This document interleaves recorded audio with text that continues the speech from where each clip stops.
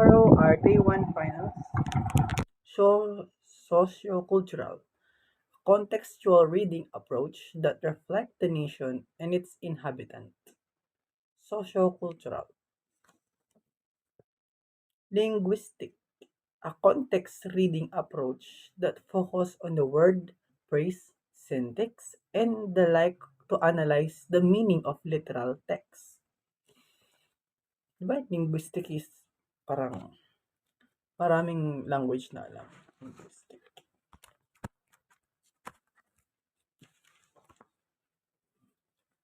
Linguistic. Biographical, a context reading approach that show the relationship of the text to the author, life, and experience. Alam ko to. Biographical. Bio means life. Yung nano ni Sir nan eh. Sa sociocultural, yung context reading approach that reflect the nation and its inhabitants. Sociocultural. Socio means socialize and culture. Yung keywords natin dun sa sociocultural. The context reading approach that reflect the nation and its inhabitants. Linguistic, as in language, a context reading approach that focus on the words, phrase, syntax, and the like to analyze the meaning of the literal text. Feminism, as in feminism, a socioculture perspective that examines the role of woman in the literature. Ito mga na yung turo ni Sir dito sa feminism. Kasi medyo controversial yung over feminism. Anti-men, di na sila feminism. They call themselves feminism pero anti-men na sila. Marxism, RXISM, Marxism.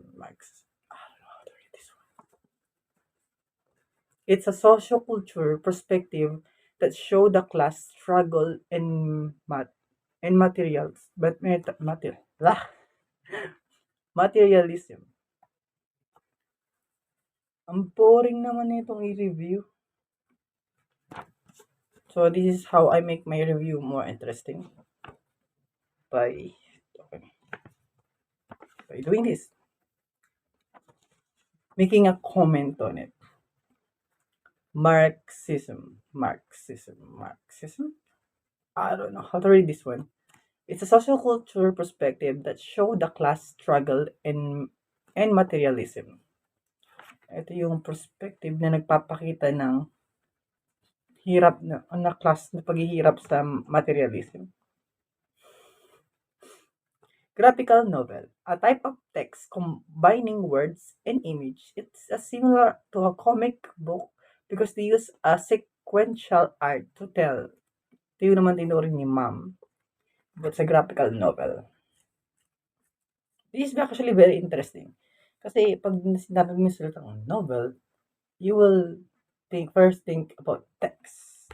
Light novel o yung mga tinatawag na first draft.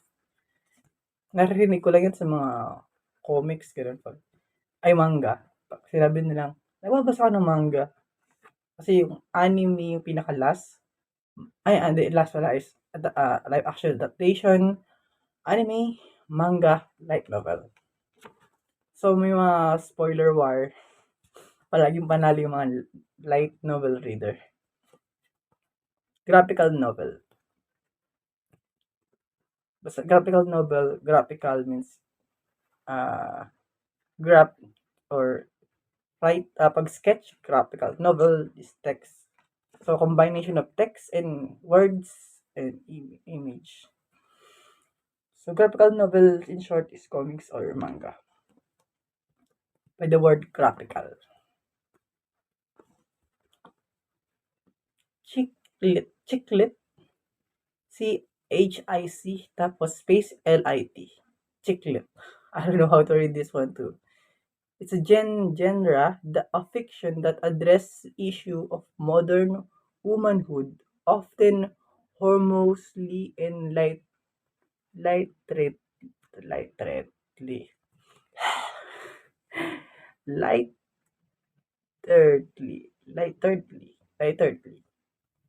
Chiclet. Chiclet. Oo, naalala ko 'to. Chiclet. Sin maliit na chicks and lit. Chicklet. It's a genre fiction addressing issue of modern womanhood na may salitang chicks tapos lit. It's just funny. So, yun na yung keyword natin. Chicklet o chicks.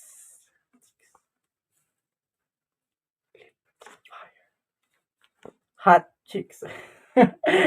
Hot chicks. Chicklet. Hyper poetry. also called also called cyber poetry. It's a form of digital poetry that uses link using hypertext markup. So hyper poetry, keyword natin dito is hyper, tas yung poetry. Is isang klaseng poetry na sa through internet o digital. Keywords natin hyper, as in hypertext. Hypertext is a link. Link yan, yung mga nakikita natin sa internet na naging kulay blue na text. Tapos pag-click natin, napupunta tayo sa ibang website. Hyper poetry. Poetry genre of poetry lang pala to. Poetry, a genre of literature which has some form of meter or rhyme with focus based on syllables, counts, musicality, and division of line. Lineation. So in short, poetry, parang tula. Poetry. May rhyme, may focus sa base, may bilang. Poetry.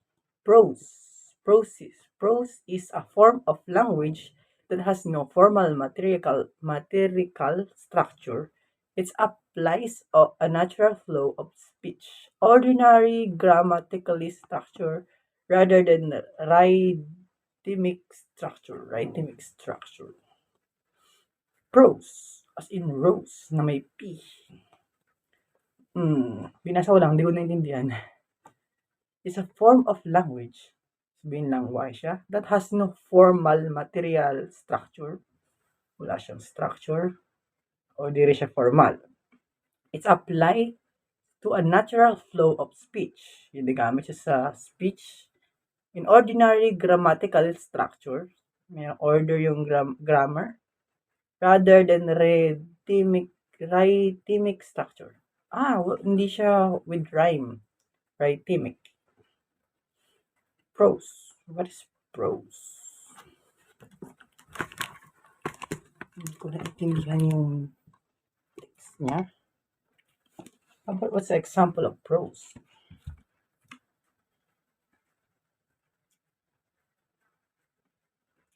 Sabi ko, familiarize lang. Pero ito, iniintindi ko siya. Prose. As in P. Tapos rose.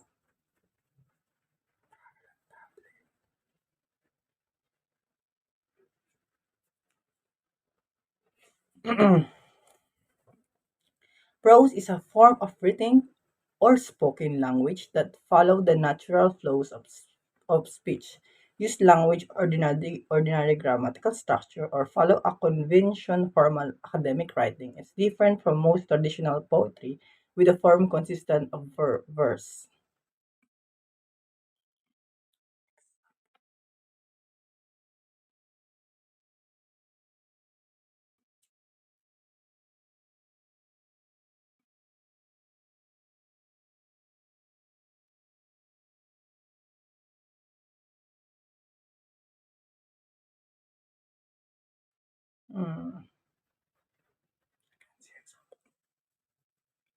Basta, language siya na parang siyang poetry. Pero, basta ganun. Language and hindi na kailangan ng with rhyme. Next. Fiction prose. Wow. Yung word na hindi natin maintindihan, nilagyan ng fiction. Fiction prose. Goal of this genre is to make notification stories read like fiction, so that your reader are captivated by a fact as they are by fantasy. To make not non-fiction story read like fiction, so that your reader are captivated by fact as they are by fantasy. Wait. So yung goal ng genre na 'to is gumawa ng hindi fiction na kwento, hindi kwento-kwento para sa reader, pero katulad din ng fiction. So, para yung mga reader natin ay ma-captivate. I don't understand.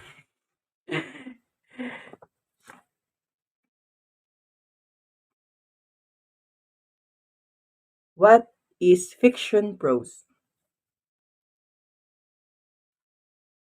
According to Wikipedia, prose is a form of written or spoken language that follows the natural flow of speech, uses a language's ordinary grammatical structures, or follows the conventions of formal academic writing. Mm. It's a spoken language that follows the natural flow of speech. Use a language ordinary for grammatical structure. Give me an example of fictional prose. Sorry, I don't understand. Give me an example of prose. According to K-12 Reader, The Hunger Games by Suzanne Collins is a prose novel. Prose example 2. Cinderella is a prose fairy tale. Yeah, kind of get it a little bit.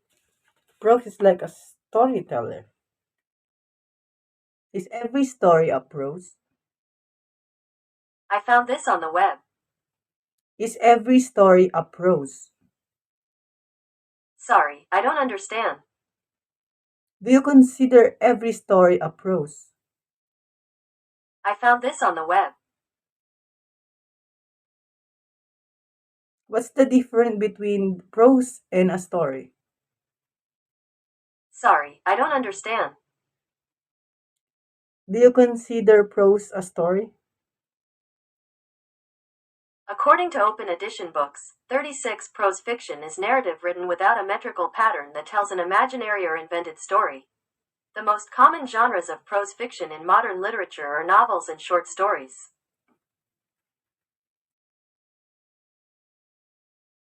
What is without material pattern?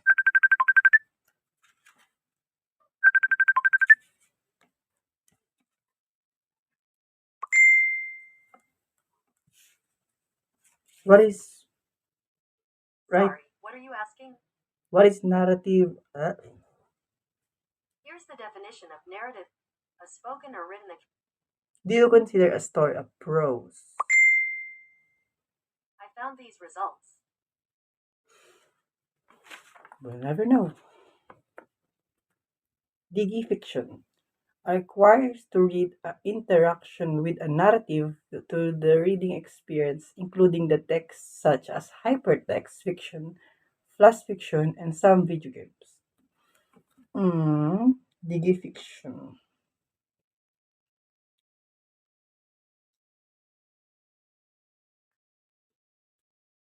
required the reader interaction with narrative. Parang kailangan ng interaction ng reader in digi fiction.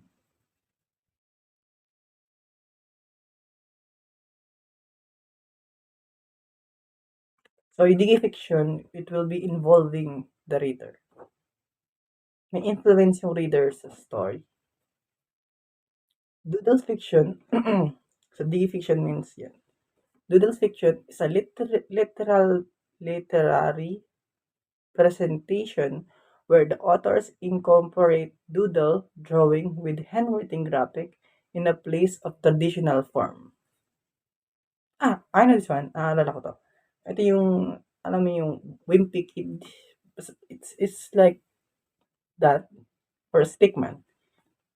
Ang doodle fiction is more on lesser version ng comics, ng graphical novel. Yeah, like Wimpy Kid is the most perfect example of the doodle fiction. It uses image to tell a story in bubble text, but it doesn't use more of text, more on bubble text sila. Text talk novel are told almost completely in dialogue, simulation, social network exchange.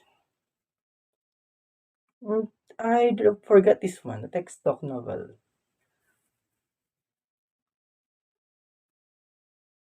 Can you tell me about the text talk novel?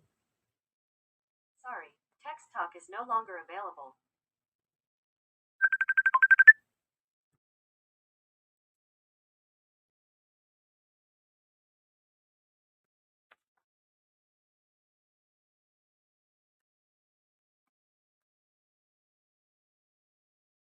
Blog.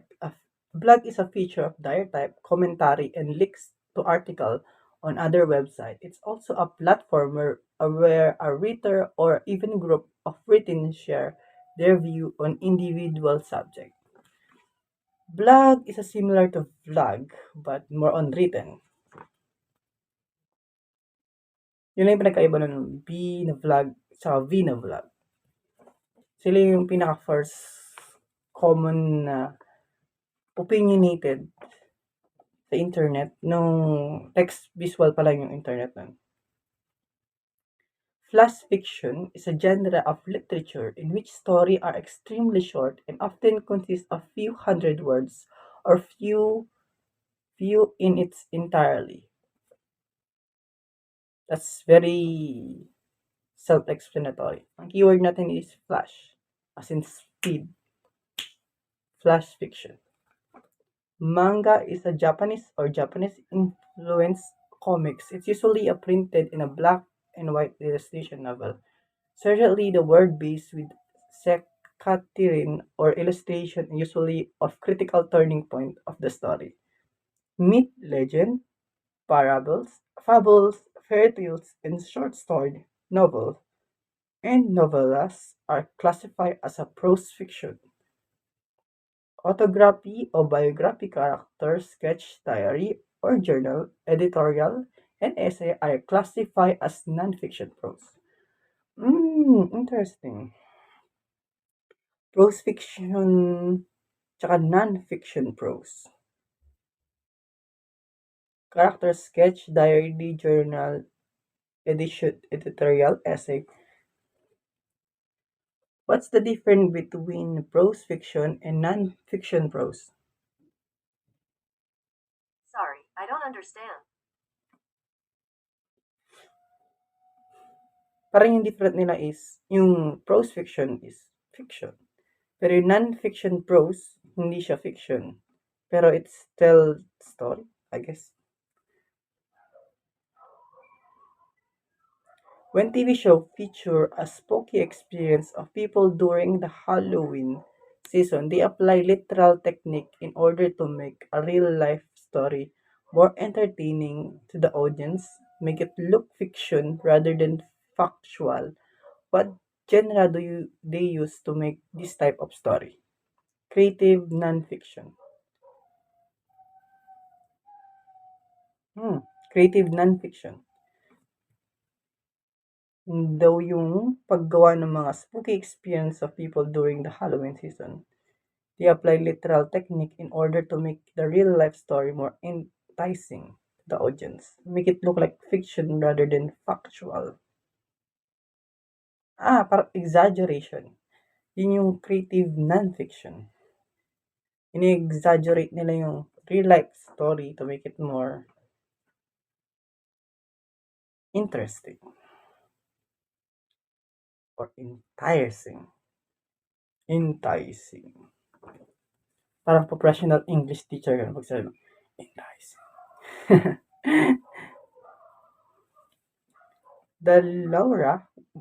If Laura wanted to write a story for kids and she incorporated doodle drawing and handwriting graphic to make it more interesting, what genre does she use? Hmm.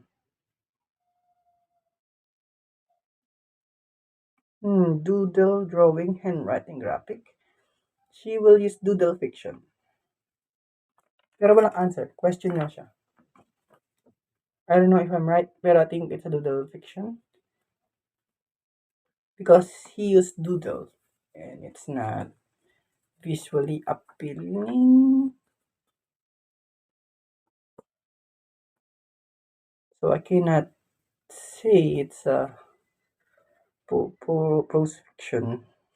Or, ano, tawag doon,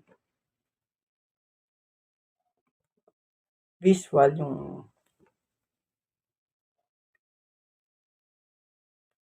graphical novel. ICT is Information and Communication Technology. Pero napunta yung ICT sa 21st century. A haiku require mechanics and syllabication and spelling. A haiku. A haiku. What is a haiku? Sorry, I don't understand. What is a haiku? According to Wikipedia, haiku is a type of short-form poetry originally from Japan. Traditional Japanese haiku consist of three phrases composed of 17 phonetic units in a 5-7-5 pattern that include a kiraji, or cutting word, and a kigo, or seasonal reference.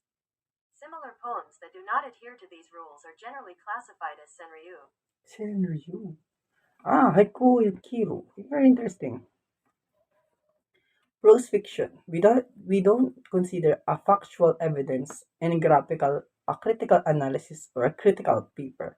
We always consider a mechanics and organization to check the critical analysis in terms of the format, font style, and size margins, etc. We consider them as a mechanics.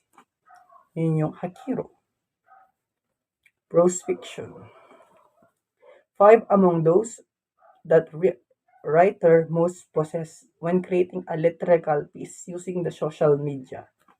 Checking the grammar strictly, paraphrase adapted idea, be updated on current event, use humor when acceptable, think before posting anything. I need to memorize those five. Checking grammarly, paraphrasing adaptation, be updated on current event, use humor when accepted, think before posting anything. This story is about two little heroines that actually occurring during the Revolution War. And in a little town of Massachusetts,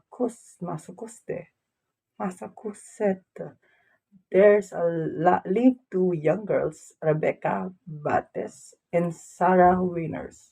One day, an imposing English battleship anchored outside the town, and boat after boat with a full quota of British solids was rowed, rowed into the harbor. A large number of American fishing boats were already in the harbor at, as a British entered. Y set fire to every boat they approached. It was obvious that everyone that their intention was to burn all boats and the town as well. Rebecca's father had recently brought the village drum home and repaired it. The drum and his own fief lay together in one room. Rebecca and Sarah took the fief and drum and slipped out of the house into the hills beyond the town. Soon as the sounds of and fief and drum was clearly heard in the village. The music was not very good, but it made a loud noise. Listen, I said, the British. The American army is coming. They turned on the road for their lives back to the battleship. The army of two little girls saved the town. Ooh, that's it.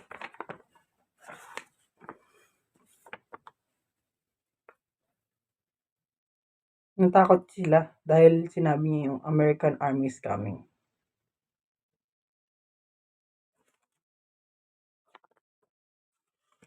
And that's for the 21st century. I hope I remember most of it. Let's see.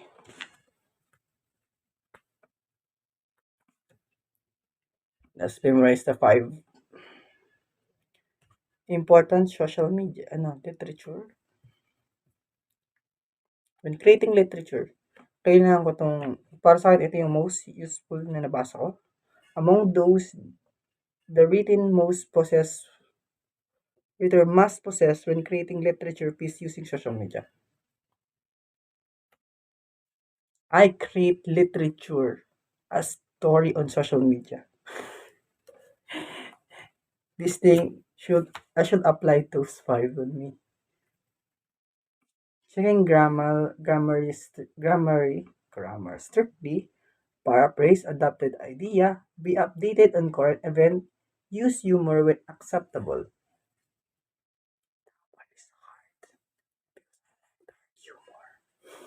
humor? Thinking before posting anything. And that's fake too.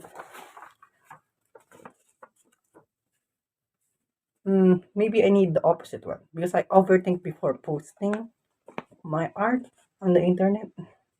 I don't know.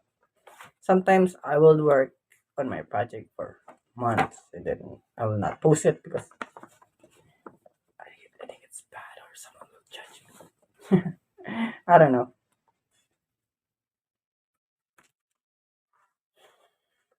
Good luck for tomorrow.